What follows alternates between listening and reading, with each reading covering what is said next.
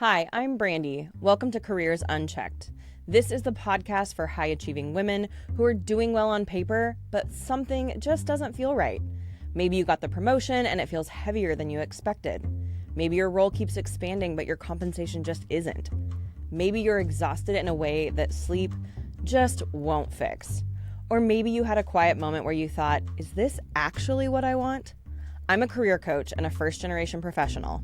I spent over a decade in corporate leadership, and at one point I applied to more than 250 jobs trying to figure out what work actually felt like mine.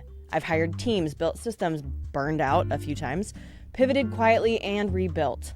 What I've learned from my own story and from coaching hundreds of women is this: you don't need more noise. You need support, you need clarity, and you need a plan that actually fits your life. Around here, we reduce the mental load, we untangle burnout and imposter syndrome, and we build strategy that feels aligned, not performative. And we move forward in a way that's both grounded and strategic.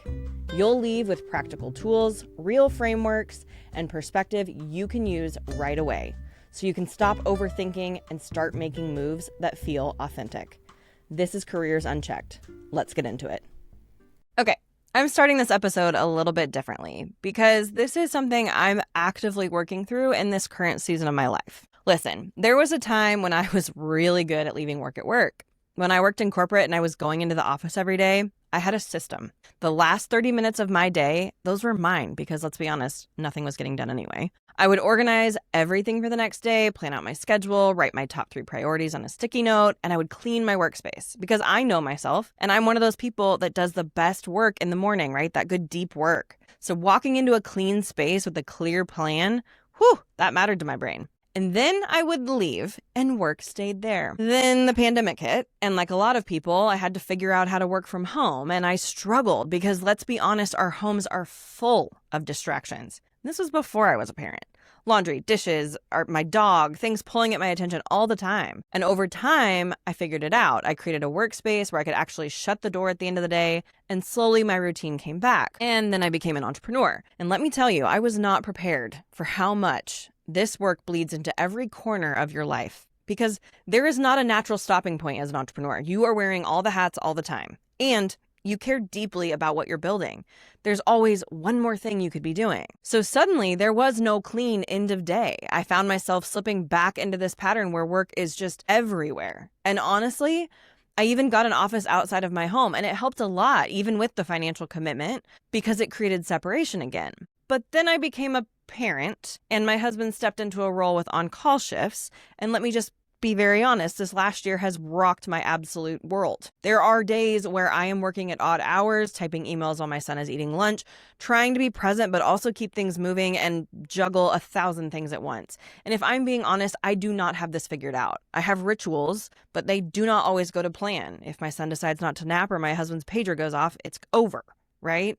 My Sunday mornings, I have dedicated to sit down and plan my week. I try to have one clear priority each day, and some days that works, but some days it's a house on fire. And I'm learning, with a whole lot of kicking and screaming, to give myself grace in this stage of life. But what I keep coming back to is this: I need to find a way to signal a start and a stop to my day, because it matters more than probably anything. And if you're listening to this, I have a feeling it probably matters to you too.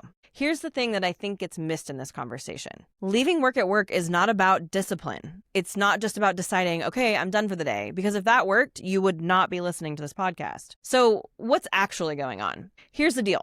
Our brains never really get a clear signal that work is over, especially in today's technology environment. So what happens is it all just keeps going like the Energizer Bunny. We're replaying the conversation from 3 p.m., thinking about the email that we have to send, running through the to-do list for tomorrow, not because we lack boundaries, but because no one and no process told our system, hey, stop. And the people who struggle with this the most, they're the people who care the most about their work. They are the high achievers, the ones who take ownership, the ones who are deeply invested in doing a great job. And as a personal note, this is why it feels so frustrating. I know that the thing that makes me really good at my work is the same thing that makes it so dang hard to shut off. And there's research on this that I think is really helpful. There's an occupational psychologist named Sabine Sonntag who studied what's called work recovery. And what she found is that when we are able to mentally detach from work, it's one of the strongest predictors of our energy, our mood, and our focus the next day.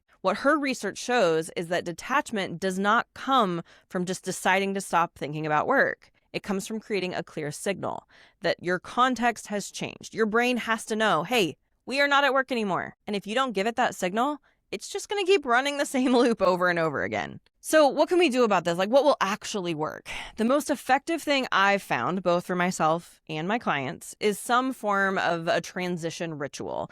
And I want to be really clear, using the word ritual can sound very intimidating. It does not need to be complicated. It just has to be consistent. There's also some research out from behavioral scientist Wendy Wood that says our brains respond just as much to cues in our environment as they do to conscious intention. So when you create a consistent end of the day behavior, you're not relying on that willpower. You're actually giving your brain something to recognize. And over time, that's what actually makes this whole shift stick. So it could be something simple. I'm going to clean my workspace. I'm going to go for a walk around the block. I'm going to listen to the same playlist or podcast show on my commute home. Writing everything down before you close your laptop. The specific thing does not matter as much as the fact that your brain can begin to recognize, hey, when this happens, this is what it means. And for this situation, it's work is done, right? And there's actually a reason the brain dump works so well at the end of the day. So if you're interested in that, research does show that our brains like to hold on to unfinished tasks much more than completed ones. Why? Well, obviously it's in this active mode of like, don't forget, don't forget, don't forget. So even if you don't solve the thing or finish the thing, you're signaling to your brain, I've captured it somewhere, it's safe. And that alone helps your brain let it go, at least for a little while. And I also want to say something to all of you out there that I tell my clients regularly. A lot of us have these habits that we come home and our end of the day transition is to decompress with our partner or your roommate. Your partner or roommate is not always the best person to process your workday with. They can support you, they can care about you, but they are not inside your world. And sometimes what you actually need is someone who understands the context and can help you decide, hey, do you actually need to be spending your energy here, or is there a deeper layer to this? Especially if you work in high pressure environments for a long time. Research in occupational health talks about something called allostatic load, which is basically this wear and tear on our system from being in a constant state of stress. And what happens over time is our nervous system stops being able to tell the difference between, oh my gosh, this is urgent and on fire, versus this just feels urgent because I'm used to operating in this way every time. So it stays on. And that's not something you fix with willpower. That's something you work with over time through consistency, through movement, through creating moments of safety. And I keep coming back to this season that I'm in because I'll be honest with you, I do not have this perfectly figured out. Some days I close things out cleanly, and some days I'm answering emails at midnight